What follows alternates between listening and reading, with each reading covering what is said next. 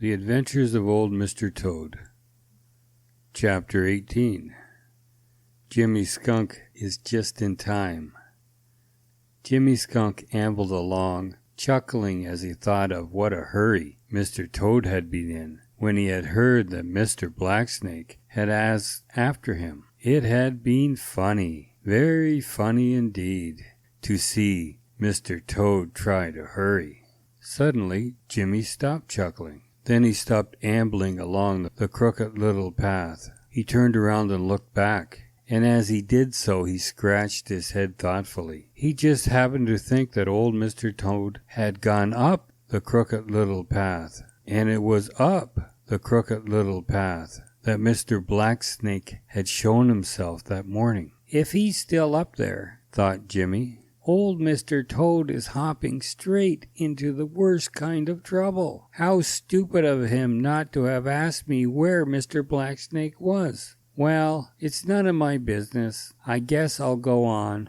But he had gone on down the crooked little path only a few steps when he stopped again. You see, Jimmy is really a very kind-hearted little fellow, and somehow he didn't like to think of what might happen to old Mr. Toad. I hate to go way back there, he grumbled, for you know he was naturally rather lazy. Still, the Green Meadows wouldn't be quite the same without old Mr. Toad. I should miss him if anything happened to him. I suppose it would be partly my fault too, for if I hadn't pulled over that piece of bark, he probably would have stayed there the rest of the day and been safe. Maybe he won't meet Mr. Blacksnake, said a little voice inside of Jimmy. And maybe he will, said Jimmy right out loud.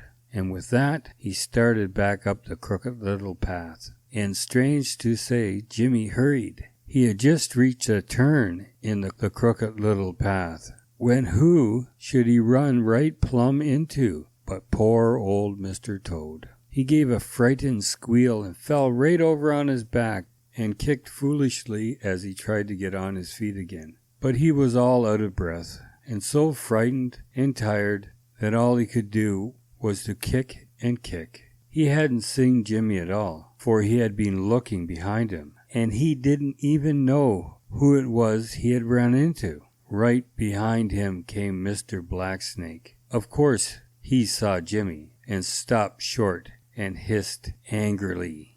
What are you going to do with Mr. Toad? Demanded Jimmy. None of your business, hissed Mr. Blacksnake. Get out of my way, or you'll be sorry.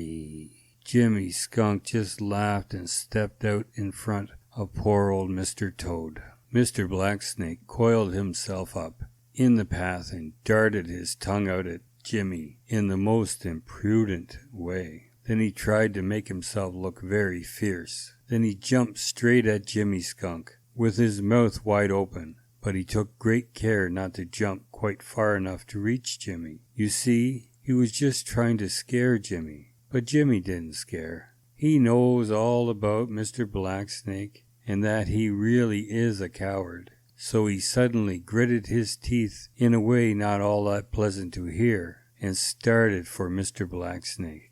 Mr. Blacksnake didn't wait. No, sir, he didn't wait. He suddenly turned and glided back up the crooked little path, hissing angrily. Jimmy followed him a little way, and then he went back to old Mr. Toad. Oh, panted old Mr. Toad, you came just in time.